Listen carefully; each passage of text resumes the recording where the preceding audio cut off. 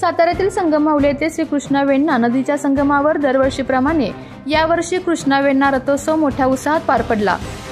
यावेळी ग्रामस्थांनी दोरखंडाच्या सहाय्याने कृष्णामाईची मूर्ती असणारा लाकडी रथ ओढत कृष्णा आणि वेण्णा नदीचा संगम झालेल्या पात्रात आणून त्या ठिकाणी त्याच्यावरती जलाभिषेक घातला गेला।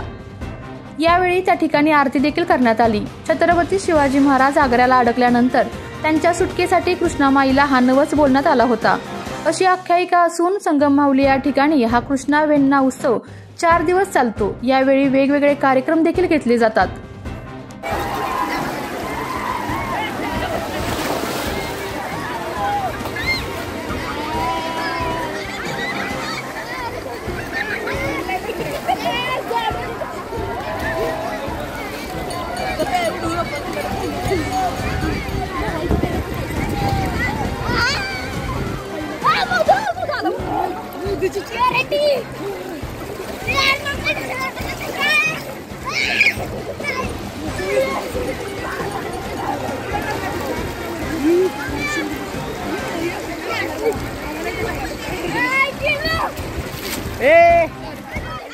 आपल्या तालुक्यातील जिल्ह्यातील बातम्या सर्वप्रथम पाहण्यासाठी आजच सातारा न्यूजला YouTube चॅनलवर सबस्क्राइब करा, लाईक करा, शेअर करा आणि बेल आयकॉन प्रेस करायला विसरू नका।